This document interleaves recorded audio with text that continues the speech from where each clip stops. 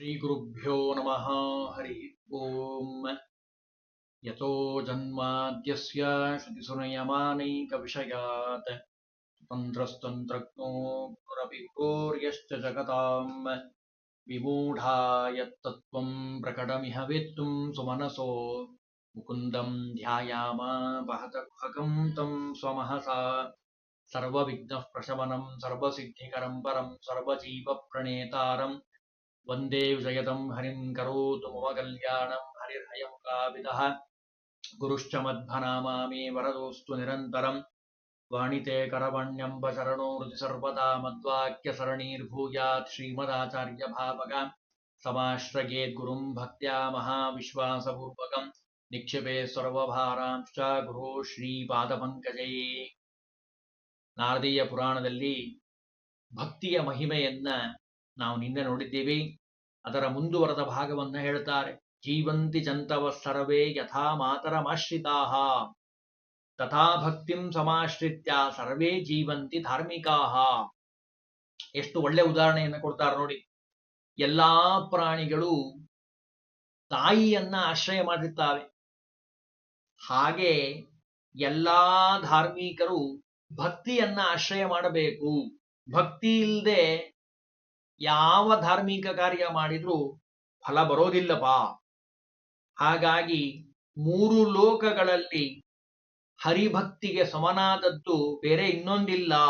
ಹರಿಭಕ್ತಿರ್ ಯಥಾ ಭವೇತ್, ಅಷ್ಟು ಶ್ರೇಷ್ಠವಾಗಿರುವಂಥದ್ದು ಭಕ್ತಿಯನ್ನ ಮಾಡೋದು, ಭಗವದ್ಭಕ್ತರ ಸಂಘವನ್ನ ಮಾಡುವಂಥದ್ದು ಬಹಳ ಶ್ರೇಷ್ಠವಾಗಿರುವಂಥದ್ದು. ಹಾಗಾಗಿ ಅವೆರಡನ್ನ ತಪ್ಪದೇ ಮಾಡಬೇಕಪ್ಪ. ಒಂದು ಮಾತು ಹೇಳ್ತಾರೆ, ವರ್ಣಾಶ್ರಮ ಅಂದ್ರೆ ನಾವು ಮಾಡುವಂತಹ ಭಕ್ತಿ ಇದೆ ಅಲ್ಲ, ಅದು ಹೇಗಿರಬೇಕು? ಶುದ್ಧವಾಗಿರಬೇಕು. ವರ್ಣಾಶ್ರಮಗಳಿಗೆ ಅನುಕೂಲ ಆಗೋ ಹಾಗೆ ಆ ಧರ್ಮ ಅನುಷ್ಠಾನವನ್ನ ಮಾಡಬೇಕು. ಭಗವದ್ಭಕ್ತಿ ಇರಬೇಕು. ಜೊತೆಗೆ ಕ್ರೋಧ, ದೋಷ ಇವೆಲ್ಲವನ್ನ ಬಿಡಬೇಕಪ್ಪ.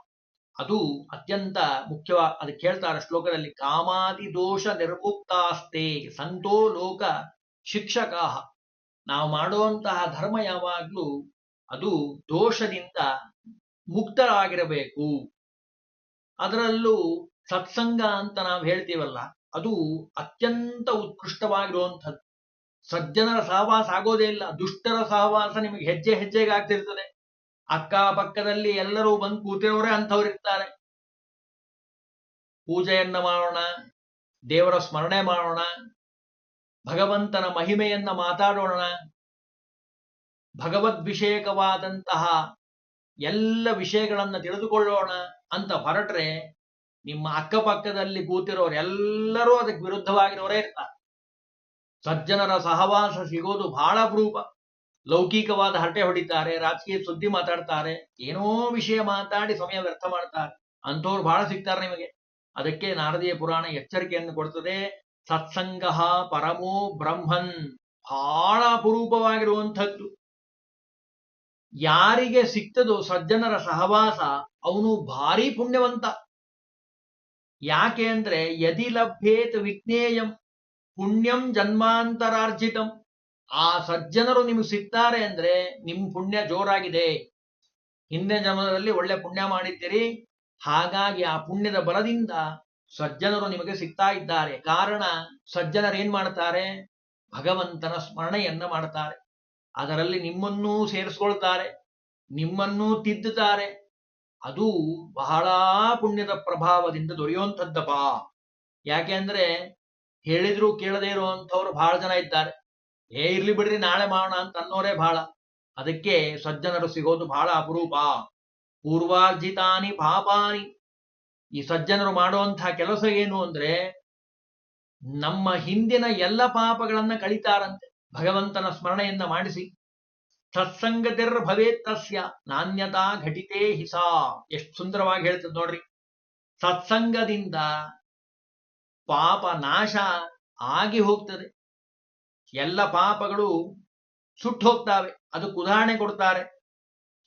ಸೂರ್ಯ ಬಂದಂತಹ ಸಂದರ್ಭದಲ್ಲಿ ತಮ ಅಂದ್ರೆ ಕತ್ತಲು, ಅಜ್ಞಾನ ಅನ್ನೋದು ಹೇಗೆ ಬಾಹ್ಯಾಂಧಕಾರ ನಾಶ ಆಗಿ ಹೋಗ್ತದೋ ಹಾಗೆ ಸಜ್ಜನರಾದರೂ ಹರಿಯ ನಾಮವನ್ನ ಹರಿಕಥೆಯನ್ನ ತಮ್ಮ ವಾಕ್ಯ ರೂಪದಲ್ಲಿ ಹೇಳಿ ಸಂತಹ ಸೂಕ್ತಿ ಮರೀಚೋ, ಮರೀಚೆ ಅಂದ್ರ ಕಿರಣಗಳು, ಸೂರ್ಯನ ಕಿರಣಗಳು ಹೇಗಿರ್ತದೋ ಹಾಗೆ ಭಗವಂತನ ಭಕ್ತರ ಬಾಯಲ್ಲಿ ಬರುವಂತಹ ಮಾತುಗಳು ಅನ್ನುವಂತಹ ಕಿರಣಗಳು ಕೃತಶ್ಚಾಂತಸ್ಧ್ವಾಂತ ಹಿ ಸರ್ವದಾ, ಮನಸ್ಸಿನಲ್ಲಿರುವಂತಹ ಧ್ವಾಂತವನ್ನ, ಅಜ್ಞಾನವನ್ನ, ಕತ್ತಲನ್ನ ಕಳೆಯುವಂತಹ ಶಕ್ತಿ ಆ ದೊಡ್ಡವರ ಮಾತಿನಲ್ಲಿದೆ.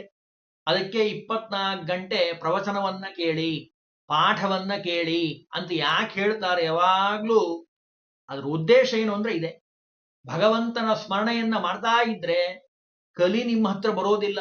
ಈ ಕಲಿಯುಗದ ಅಭಿಮಾನಿ ದೇವತೆ ಇದ್ದಾನಲ್ಲ, ಅವನ ಕೆಲಸನೇ ಧರ್ಮ ಬಿಡಿಸೋದು. ಅದಕ್ಕೆ ಕಲಿ ನಮ್ಮ ಹತ್ರ ಬರಬಾರದು ಅಂದ್ರೆ ಕೈಯಲ್ಲಿ ಭಗವಂತನ ನಾಮಸ್ಮರಣೆ ಮಾಡುವಂತಹ ಗ್ರಂಥಗಳಿರಬೇಕು, ಕಿವಿಯಲ್ಲಿ ದೊಡ್ಡವರ ಮಾತುಗಳು ಕೇಳ್ತಾ ಇರಬೇಕು. ಅವಾಗ ಕಲಿ ನಿಮ್ಮ ಹತ್ರ ಬರೋದಿಲ್ಲ. ಅದಕ್ಕೆ ಎಚ್ಚರಿಕೆಯನ್ನು ಕೊಡ್ತಾ ಇದ್ದಾರೆ. ಸಂತಹ ಸೂಕ್ತಿ, ಅವರು ಒಳ್ಳೊಳ್ಳೆ ಮಾತುಗಳನ್ನು ಹೇಳ್ತಾರೆ. ಭಾಗವತ ಹೇಳ್ತದೆ, ಮಹತ್ ಸೇವಾಂ ದ್ವಾರಮಾಹುರ್ ವಿಮುಕ್ತೇಹೇ. ಅದೇ ಮಾತನ್ನೇ ನಾರದೇ ಪುರಾಣನು ಹೇಳ್ತಾರೆ. ವೇದವ್ಯಾಸ ದೇವರೇ ಎರಡು ಕಡೆ ಹೇಳಿರುವಂಥದ್ದು, ದೊಡ್ಡವರ ಸೇವೆ ಅದು ಮೋಕ್ಷಕ್ಕೆ ಸಾಧನಕರವಾಗಿರುವಂಥದ್ದು, ಮುಕ್ತಿಯ ದ್ವಾರ ತೆರೆದುಕೊಂಡ ಹಾಗೆ. ಅದಕ್ಕೆ ಸಜ್ಜನರ ಸಹವಾಸವನ್ನು ಮಾಡಬೇಕು. ಮುಂದೆ ಹೇಳ್ತಾರೆ, ದುರ್ಲಭ ಪುರುಷ ಲೋಕೆ ಭಗವದ್ಭಕ್ತಿ ಲಾಲಸ. ಬಹಳ ದುರ್ಲಭ ಅಂತೆ ಭಗವಂತನಲ್ಲಿ ಭಕ್ತಿ ಬರುವಂಥದ್ದು. ಲೌಕಿಕದಲ್ಲಿ ಭಕ್ತಿ ಇರ್ತದೆ, ಹೆಂಡತಿ ಮಕ್ಕಳ ಮೇಲೆ ಭಾರೀ ಪ್ರೀತಿ ಭಕ್ತಿ ನಮಗೆ. ಭಗವಂತನಲ್ಲಿ ವೈರಾಗ್ಯ, ಭಗವಂತನಲ್ಲಿ ಭಕ್ತಿ ಬರೋದೇ ಇಲ್ಲ, ಜ್ಞಾನ ಅಂತೂ ಇಲ್ಲೇ ಇಲ್ಲ, ವೈರಾಗ್ಯ. ಮತ್ತೆ ಜ್ಞಾನ ಎಲ್ಲಿ? ಲೌಕಿಕ ಪದಾರ್ಥಗಳಲ್ಲಿ. ಯಾವ್ದು ತಗೊಳ್ಳಿ ಯಾವ್ದು ಬಿಡ್ಲಿ ಅದರ ಕಡೆನೇ ಗಮನ. ಅದಕ್ಕೆ ಎಚ್ಚರಿಕೆಯನ್ನು ಕೊಡ್ತಾ ಇದ್ದಾರೆ. ದುರ್ಲಭ ಪುರುಷಾಲೋಕೆ, ಭಾರೀ ದುರ್ಲಭ ಅಂತೆ ಭಗವದ್ಭಕ್ತಿಯನ್ನ ಹೊಂದುವಂಥವ್ರು. ತೇಷಾಂ ಸಂಗೋ ಭವೇದ್ಯಸ್ಯ. ಅದಕ್ಕೆ ಒಳ್ಳೆ ಜ್ಞಾನಿಗಳ ಸಹವಾಸವನ್ನು ಮಾಡು. ಸಂಗವಾಗಲಿ ಸಾಧು ಸಂಗವಾಗಲಿ, ದಾಸರಾಯರು ಹೇಳಿರೋ ಮಾತು. ಸಂಘದಿಂದ ಲಿಂಗ ದೇಹ ಭಂಗವಾಗಲಿ, ಅದು ನಾರದೀಯ ಪುರಾಣದ ಮಾತನ್ನೇ ಅಚ್ಚ ಕನ್ನಡದಲ್ಲಿ ನಮಗೆ ದಾಸರಾಯರು ಹೇಳಿಕೊಟ್ಟಿರುವಂಥದ್ದು. ಸನತ್ ಕುಮಾರರು ಕೇಳ್ತಾರೆ, ಅಲ್ಲ ಭಕ್ತರು ಸಹವಾಸ ಮಾಡಿ ಅಂತ ಹೇಳ್ತಾ ಇದ್ದೀರಲ್ಲ, ಮತ್ತವ್ರು ಹೆಂಗಿರ್ತಾರ ನೋಡ್ಲಿಕ್ಕೆ ಅದನ್ನು ಹೇಳ್ಬಿಡ್ರಿ. ಕಿಂ ಲಕ್ಷಣ ಭಾಗವತಾಸ್ತೆ, ಭಗವದ್ಭಕ್ತರು ಅಂತ ನಾವು ಗುರ್ತಿಸೋದು ಹೇಗೆ? ಯಾಕೆಂದ್ರೆ ಎಲ್ಲರೂ ವೇಷ ಧಾರಣೆ ಮಾಡೋರೇ ಬಹಳ, ವೇಷ ಹಾಕೊಂಡಿರೋರೇ ಬಹಳ. ನಿಜವಾದ ಭಕ್ತಿ ಇರ್ತದೋ ಇಲ್ಲೋ ನಮಗೇನ್ ಗೊತ್ತು?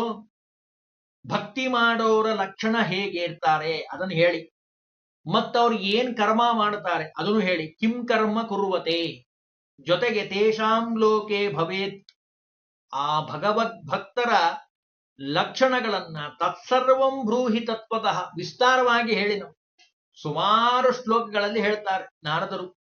ತ್ವಂ ಹಿ ಭಕ್ತೋ ಮಹೇಶಸ್ಯ ದೇವದೇವಸ್ಯ ಚಕ್ರಿಣಃ.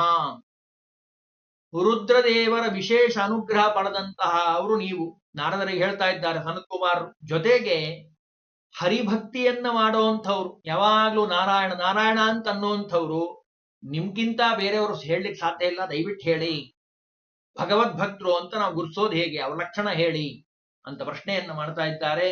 ನಾರದರು ಉತ್ತರವನ್ನು ಕೊಡ್ತಾರಂತೆ. ಎಷ್ಟು ಸುಂದರವಾಗಿ ಉತ್ತರ ಕೊಡ್ತಾರೆ ನೋಡಿ. ಶೃಣು ಬ್ರಹ್ಮನ್ ಪರಂ ಗೂಷ್ಯಂ. ನಾನೀಗ ಹೇಳ್ತಾ ಇರೋದು ಭಾರಿ ರಹಸ್ಯವಾಗಿರುವಂಥದ್ದು, ಆದ್ರೂ ನಿಂಗೆ ಹೇಳ್ತೀನಿ ಕೇಳು ಅಂತ ಹೇಳಿ ಉತ್ತರವನ್ನು ಕೊಡ್ತಾ ಇದ್ದಾರೆ. ಮಾರ್ಕಾಂಡೇಯಸ್ಯ ಧೀಮತಃ. ನೋಡ್ರಿ ಬಂದ್ರು, ನೋಡಪ್ಪ ಭಗವದ್ಭಕ್ತರು ಹೇಗಿರ್ತಾರೆ ಅಂತ ನೀ ಕೇಳದೆ ಅಲ್ಲ, ಹೇಳ್ತೀನಿ ಕೇಳು. ಅತೀ ರಹಸ್ಯವಾಗಿರುವಂಥದ್ದು ನಾನು ಹಿಂಗೆ ಹೇಳ್ತಾ ಇರುವಂಥದ್ದು. ಉತ್ಕೃಷ್ಟವಾದ ಚರಿತ್ರೆ, ಮಾರ್ಕಾಂಡೇಯರ ಚರಿತ್ರೆಯನ್ನ ನಾನು ನಿನಗೆ ಹೇಳ್ತಾ ಇದ್ದೇನೆ ಕೇಳು. ಯೋಗ ನಿದ್ರೆಯನ್ನ ಮಾಡ್ತಾ ಇದ್ದಾನೆ ಭಗವಂತ. ಯೋಸೋ ವಿಷ್ಣು ಪರಂಜ್ಯೋತಿ ದೇವದೇವ ಸನಾತನಃ ಜಗದ್ವ್ಯಾಪಿ ಜಗತ್ಕರ್ತ. ಎಷ್ಟು ಸುಂದರವಾಗಿ ಹೇಳ್ತಾರೆ ನೋಡಿ. ಜಗತ್ತಿನಲ್ಲೇ ವ್ಯಾಪಿಸಿರುವಂತಹ ಭಗವಂತ, ಜಗತ್ತಿಗೆ ಕಾರಣೀಭೂತನಾಗಿರುವಂಥವನು. ಮಾರ್ಕಾಂಡೇಯಸ್ಯ ಧೀಮತ, ಆ ಜಗದೀಶ್ವರನ ಭಕ್ತನಾಗಿರುವಂತಹ ಯುಗಾಂತೆ ರೌದ್ರ ರೂಪೇಣ ಬ್ರಹ್ಮಾಂಡಾಗ್ರ ಸಭ್ರಮಿತ. ಇಡೀ ಬ್ರಹ್ಮಾಂಡವನ್ನ 14 ಲೋಕಗಳನ್ನ ತನ್ನ ಉದರದಲ್ಲಿ ಇಟ್ಕೊಳ್ತಾನೆ. ಷಡ್ಗುಣೈಶ್ಚರ್ಯ ಸಂಪನ್ನನಾಗಿರುವಂಥವನು. ಸಮುದ್ರದಲ್ಲಿ ಅಗಾಧವಾಗಿರುವಂತಹ ರೂಪ.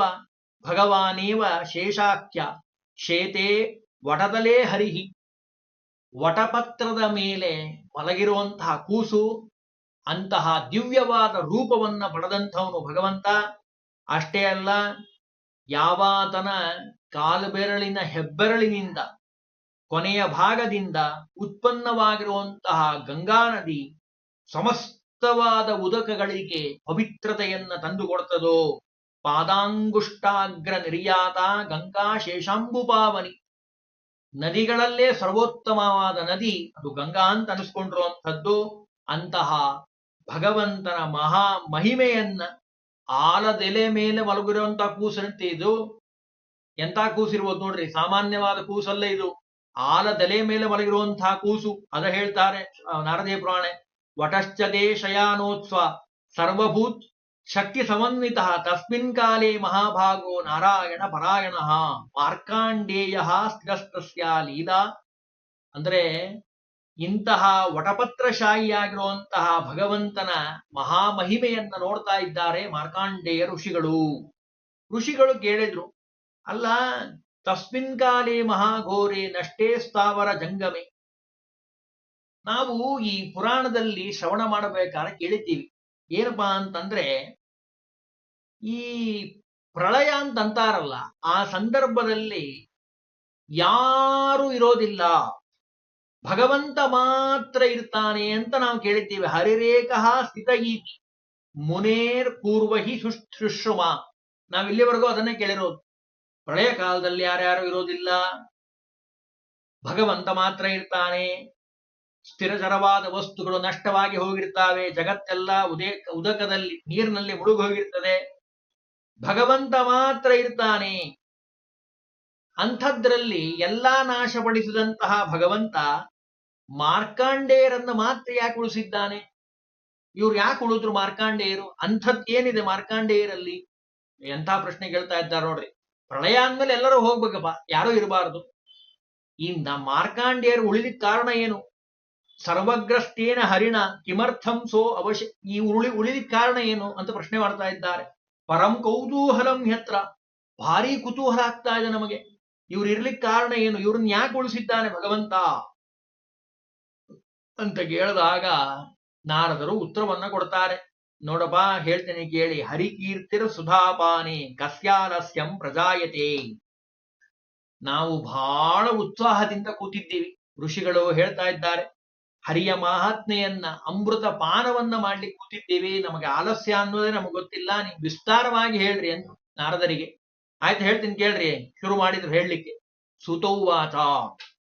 ಇಲ್ಲಿ ಸುತಾಚಾರ್ಯ ಹೇಳ್ತಾ ಇದ್ದಾರೆ, ಮೃಕಂಡು ಅನ್ನುವಂತಹ ಹೆಸರಿನ ಒಬ್ಬ ಋಷಿ ಇದ್ರು, ಮಹಾಜ್ಞಾನಿಗಳಾಗಿರುವಂಥವ್ರು.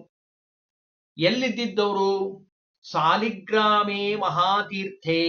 ಸಾಲಿಗ್ರಾಮ ಅನ್ನುವಂತಹ ಪುಣ್ಯಕ್ಷೇತ್ರದಲ್ಲಿ ಕಠಿಣವಾಗಿರುವಂತಹ ತಪಸ್ಸನ್ನ ಮಾಡ್ತಾ ಇದ್ದಾರೆ.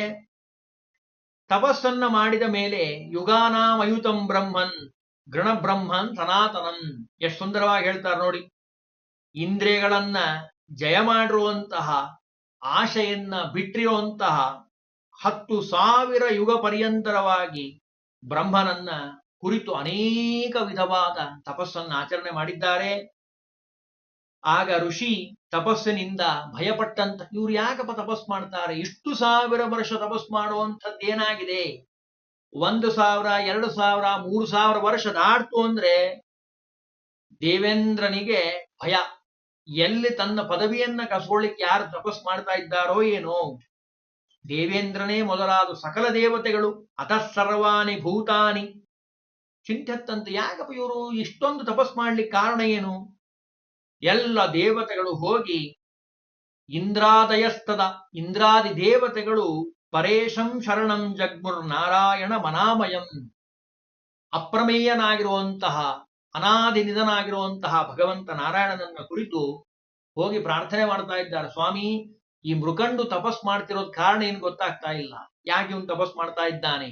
ಅಂತ ಹೋಗಿ ಪ್ರಾರ್ಥನೆ ಮಾಡಿದ್ದಾರೆ. ದೇವತೆಗಳು ಕೇಳ್ತಾರಂತೆ, ನಾರಾಯಣಾಕ್ಷರಾನಂತ ಚತುರ್ಣಾಗತ ಬಾಲಕ ಮೃಕಂಡು ತಪಸಾ ತ್ರಾಸ್ತಾನ್ ಪಾಹಿನ ಶರಣಾಗತಾನ್. ಕ್ಷೀರ ಸಮುದ್ರಕ್ಕೆ ಹೋಗಿದ್ದಾರೆ. ಕ್ಷೀರಾಬ್ದೇರುತ್ತರಂ ತೀರಂ ಸಂಪ್ರಾಪ್ತೆ ತ್ರಿದವೌಕಸ. ದಿವೌಕಸರು ಅಂದ್ರೆ ದೇವತೆಗಳು ಎಲ್ಲ ಹೋಗಿದ್ದಾರೆ. ಪದ್ಮನಾಭಂ ಜಗದ್ಗುರುಂ, ಬ್ರಹ್ಮದೇವರ ಪದ್ಮನಾಭ ಅನ್ನೋ ಶಬ್ದದ ಹೇಳ್ತಾ ಇದೆ. ಪದ್ಮನಾಭ ಬ್ರಹ್ಮದೇವರ ತಂದೆಯಾಗಿರುವಂತಹ ಜಗದ್ಗುರು ಆಗಿರುವಂತಹ ಭಗವಂತನನ್ನ ಕಂಡು ಸ್ತೋತ್ರ ಮಾಡಿ ಕೇಳ್ತಾ ಇದ್ದಾರೆ, ಸ್ವಾಮಿ ದಯವಿಟ್ಟು ರಕ್ಷಣೆ ಮಾಡಬೇಕು. ಜಯ ದೇವಾದಿ ದೇವೇಶ, ಜಯ ಶಂಕ ಗಲಾಧರ, ಜಯ ಲೋಕ ಸ್ವರೂಪಾಯ, ಜಯ ಬ್ರಹ್ಮಾಂಡ ಹೇತವೇ. ಭಗವಂತನನ್ನು ಸ್ತೋತ್ರ ಮಾಡ್ತಾರ್ರಿ ದೇವತೆಗಳು. ಹೆಂಗಿರಬಹುದು ಸ್ತೋತ್ರ? ದೇವತೆಗಳು ಮಾಡುವಂತಹ ಸ್ತೋತ್ರ. ದೇವದೇವೋತ್ತಮ ನಿನಗೆ ಜಯವಾಗಲಿ, ಶಂಕ ಗದಗಳನ್ನ ಧರಣೆ ಮಾಡಿರುವಂಥವನು ನಿನಗೆ ಜಯವಾಗಲಿ. ಬ್ರಹ್ಮಾಂಡಕ್ಕೆ ಕಾರಣೀಭೂತನಾಗಿರುವಂಥವನು, ಸಮಸ್ತ ಲೋಕಗಳಿಗೆ ಒಡೆಯನಾಗಿರುವಂಥವನು, ಜಗತ್ತಿನ ವ್ಯಾಪಾರವನ್ನ ಮಾಡುವಂಥವನು, ಧ್ಯಾನ ಮಾಡೋರಿಗೆ ಕಾಣಿಸುವಂಥವನು. ನಮಸ್ತೆ ಧ್ಯಾನ ಗಮ್ಯಾಯ, ನಮಸ್ತೆ ಧ್ಯಾನ ಹೇತವೇ. ಧ್ಯಾನ ಮಾಡೋರಿಗೆ ನೀನು ಕಾಣಿಸ್ತಾ ಇದ್ದೀಯಾ. ನಿನ್ನಂತಹ ವ್ಯಕ್ತಿ ಸಚ್ಚಿದಾನಂದ ಮೂರ್ತಿಯಾಗಿರುವಂಥವನು. ಅಷ್ಟೇ ಅಲ್ಲ, ಕೇಶಿ ಮಧು ಅನ್ನುವಂತಹ ದೈತ್ಯರನ್ನ ಸಂಹಾರ ಮಾಡಿದಂಥವನು. ನಾವು ನಿಮಗೆ ನಮಸ್ಕಾರ ಮಾಡ್ತಾ ಇದ್ದೇವೆ ಅಂತ ಹೇಳಿ ಅನೇಕ ಸ್ತೋತ್ರ ಮಾಡ್ತಾರೆ. ನಮೋ ಜ್ಯೇಷ್ಠಾಯ ಶುದ್ಧಾಯ ನಿರ್ಗುಣಾಯ ಗುಣಾತ್ಮನೇ. ಪ್ರಾಕೃತಿಕವಾದ ನಿರ್ಗುಣ ಅಂದ ಅರ್ಥ ಏನು? ಪ್ರಾಕೃತಿಕವಾದ ಸತ್ವಗುಣ, ರಜೋಗುಣ, ತಮೋಗುಣ ಇವಿಲ್ಲ ಭಗವಂತನಿಗೆ. ಮೀರಿದಂಥವನು ಭಗವಂತ, ಅದು ಅದರ ಅರ್ಥ. ಹೀಗೆ ಸ್ತೋತ್ರ ಮಾಡಿದ್ರು. ಇಲ್ಲೇ ಬಂದಿರೋದು ನಮೋ ಬ್ರಹ್ಮಣ್ಯ ದೇವಾಯ ಗೋಬ್ರಾಹ್ಮಣ ಹಿತಾಯ ಚ ಜಗದ್ದಿತಾಯ ಕೃಷ್ಣಾಯ ಗೋವಿಂದಾಯ ನಮೋ ನಮಃ. ಇಲ್ಲಿಂದ ಶ್ಲೋಕ ಅದು ನಾರದೀಯ ಪುರಾಣದಲ್ಲಿ ಬಂದಿರುವಂತಹ ಶ್ಲೋಕ. ಗೋವು ಮತ್ತು ಬ್ರಾಹ್ಮಣರನ್ನ ರಕ್ಷಣೆ ಮಾಡುವಂತಹ ಜಗತ್ತಿದಾಯ ಕೃಷ್ಣಾಯ ಗೋವಿಂದಾಯ ನಮೋ ನಮಃ ಅಂತ ಹೇಳಿ ಸ್ತೋತ್ರ ಮಾಡಿದ್ದಾರೆ. ನಿತ್ಯನಾಗಿರುವಂಥವನು, ವಂದ್ಯನಾಗಿರುವಂಥವನು, ಸಕಲ ಸುಖವನ್ನ ಪೂರ್ಣವಾಗಿ ಹೊಂದಿದಂಥವನು. ಭೂಯೋ ಭೂಯೋ ನಮೋ ನಮಃ, ಮತ್ತೆ ಮತ್ತೆ ನಿನಗೆ ನಮಸ್ಕಾರ ಮಾಡ್ತೀವಿ ಅಂತ ಎಲ್ಲ ಸ್ತೋತ್ರ ಮಾಡಿದ್ರು. ಸ್ತೋತ್ರ ಮಾಡಿದ್ಮೇಲೆ ಶಂಖಚಕ್ರಪಣ ಗದಾಪಾಣಿಯಾಗಿರುವಂತಹ ಭಗವಂತ ಪ್ರತ್ಯಕ್ಷನಾಗಿದ್ದಾನೆ. ಅರಳಿದ ಅದನ್ನು ವರ್ಣನೆ ಮಾಡ್ತಾರೆ. ಭಗವಂತ ಹೇಗಿದ್ದಾನೆ? ಅರಳಿದ ಕಮಲದ ಪತ್ರದಂತೆ ವಿಶಾಲವಾದ ಕಣ್ಣು, ಕೋಟಿ ಕೋಟಿ ಸೂರ್ಯರನ್ನ ಮೀರಿಸುವಂತಹ ಪ್ರಭೆ, ಆಭರಣಗಳನ್ನು ಧಾರಣೆ ಮಾಡಿದ್ದಾನೆ, ಶ್ರೀವತ್ಸವನ್ನ ಧಾರಣೆ ಮಾಡಿದ್ದಾನೆ, ಪಟ್ಟಿ ವಸ್ತ್ರವನ್ನ ಧಾರಣೆ ಮಾಡಿದ್ದಾನೆ, ಆಮೇಲೆ ಯಜ್ಞೋಪವೀತನ್ನ ಧಾರಣೆ ಮಾಡಿದ್ದಾನೆ. ಸ್ತೋತ್ರ ಮಾಡಿಸಿಕೊಳ್ಳುವಂತವನು ಬ್ರಹ್ಮಾದಿ ದೇವತೆಗಳಿಂದ. ಅಂತಹ ಭಗವಂತ ಪ್ರತ್ಯಕ್ಷನಾಗಿದ್ದಾನೆ. ಪೀತಾಂಬರಧರಂ ಸೌಮ್ಯಂ ಸ್ವರ್ಣ ಯಜ್ಞೋಪವೀತಿನಂ ಸ್ತೂಯಮಾನಂ ಮುನಿವರೈ.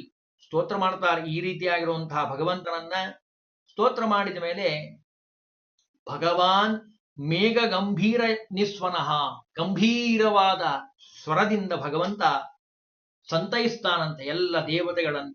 ತಾಯಿ ಹೇಗೆ ಮಕ್ಕಳನ್ನ ಸಂತೈಸ್ತಾಳಲ್ಲ, ಹಾಗೆ ದೇವತೆಗಳಿಗೆ ತಾಯಿಯಾಗಿರುವಂತಹ ಭಗವಂತ ಮಾತಾಡ್ತಾ ಇದ್ದಾನೆ. ಜಾನೇವೋ ಮಾನಸಂ ದುಃಖಂ ಮೃಕಂಡು ತಪಸೋದ್ಭವಂ. ಯಾವಾಗ ದೇವತೆಗಳು ಕೇಳಿದ್ರೋ ಆಗ ಭಗವಂತ ಹೇಳ್ತಾನಂತೆ, ಮೃಕಂಡುವಿನ ತಪಸ್ಸಿನಿಂದ ಉಂಟಾಗಿರುವಂತಹ ನಿಮ್ಮ ಮಾನಸಿಕವಾದ ದುಃಖ ಏನಿದೆ ಅಲ್ಲ, ಅದು ನನಗೆ ಗೊತ್ತು. ಸರ್ವಜ್ಞ ಶಿಖಾಮಣಿ ಭಗವಂತ. ಭಗವಂತನಿಗೆ ತಿಳಿದೇ ಇರುವಂಥದ್ದು ಏನಿದೆ ಎಲ್ಲವೂ ನನಗೆ ಗೊತ್ತಿರುವಂಥದ್ದೇ.